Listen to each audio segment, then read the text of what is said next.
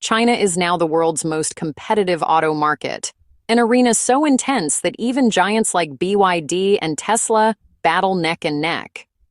Though Elon Musk often claims not to follow competitors, the numbers speak louder than any denial. BYD's rise is something the auto industry has never witnessed before: explosive, aggressive, and relentless. BYD has transformed itself into a global powerhouse. Month after month, it dominates sales charts. In 2023 alone, the company produced more than 3 million new energy vehicles. And now, a seismic shift has erupted across the global auto landscape. Picture it, not Silicon Valley, not Europe's tech corridors, but the vast industrial sprawl of Shenzhen, where a sleeping dragon has finally awakened, reshaping the world's technology landscape forever. Just minutes ago, a wave of breaking news rippled through Wall Street, sending shockwaves across the financial world and catching investors off guard. In a stunning turn of events for Detroit's aging assembly lines, Chinese automaker BYD has officially overtaken Tesla to become the world's top electric vehicle maker, marking a historic shift in the global auto industry. During the third quarter of 2025, BYD managed to sell an impressive 582,522 electric vehicles, outpacing all expectations and setting a new industry benchmark. This figure means BYD surpassed Tesla by a remarkable 85,423 units, widening the gap between the two rivals. And this isn't just a one-time fluke. It marks the fourth consecutive quarter of BYD's dominance, solidifying their leadership in the EV market.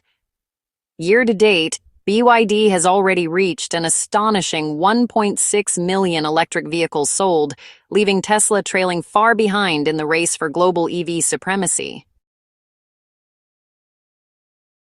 But behind the headlines lies a deeper story, one woven with state power, strategic engineering, and, honestly, the kind of economic manipulation capable of reshaping global markets.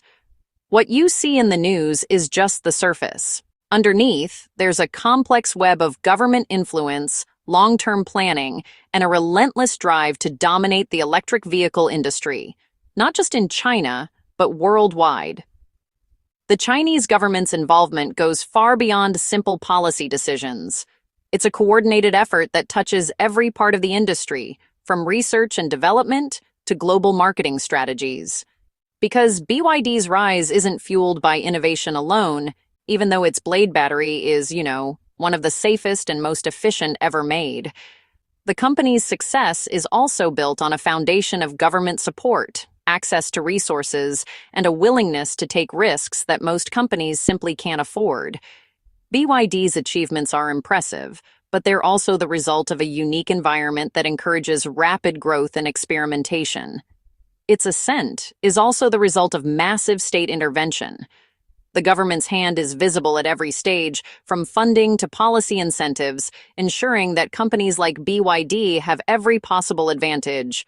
From 2009 to 2023, China injected $230.9 billion in subsidies into its EV sector, creating a system so large and so heavily supported that no Western automaker can match its pricing power.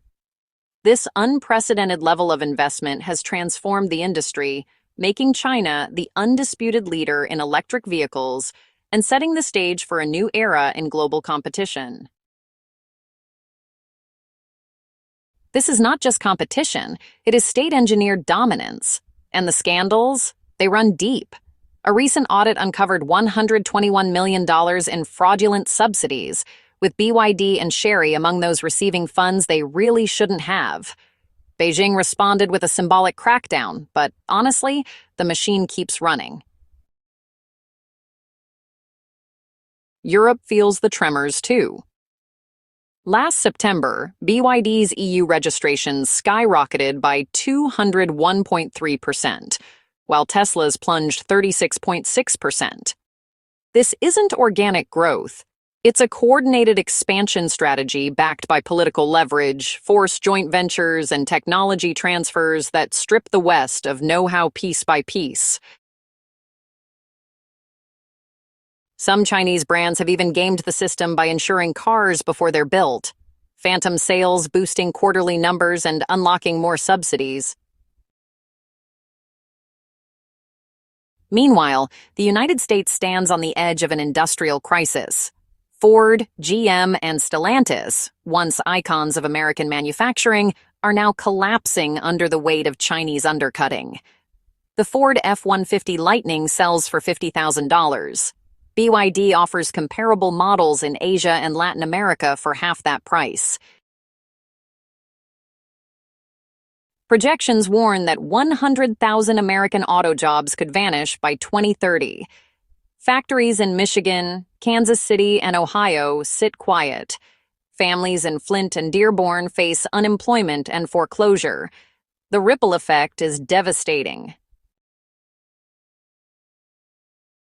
And then comes what many experts call the ultimate national security nightmare, a scenario that keeps intelligence officials up at night. Every Chinese-made EV on American roads is now seen as a potential surveillance device, quietly gathering sensitive data as it moves through our cities and neighborhoods. U.S. intelligence agencies warn that these vehicles could transmit not just location data, but also driving patterns, personal information, and even military movements directly back to Beijing, raising serious concerns. China controls 95% of global rare earth processing, meaning it could cripple America's entire EV future with a single policy decision, holding immense power over the industry's fate. GM's Ultium battery project, once a $35 billion moonshot, is now mocked in Chinese boardrooms. Ford's EV sales stagnate while BYD's rise. Even Tesla faces production delays and falling global share. Europe is no safer. Volkswagen's EV sales are tanking as Chinese models flood the continent. Governments rush to impose tariffs. Too little, too late. This is not a normal market shift. It is a geopolitical power play. China's EV strategy is a closed-loop empire. They mine the minerals, they process the materials, they build the batteries, they manufacture the cars, and then they export them cheaply. It's mercantilism redesigned for the 21st century. So what now? The West needs a complete reset, stronger trade barriers, a ban on Chinese auto plants operating freely on United States soil, massive investment in workforce reskilling, transparent supply chains, and a real industrial strategy, not just subsidies. Because if America hits the snooze button now, the EV future will not be powered by Detroit's innovation. It will be controlled from Beijing. The hum of electric motors is growing louder. The dragon is tightening its grip. The only question left, will we wake up in time or surrender the steering wheel?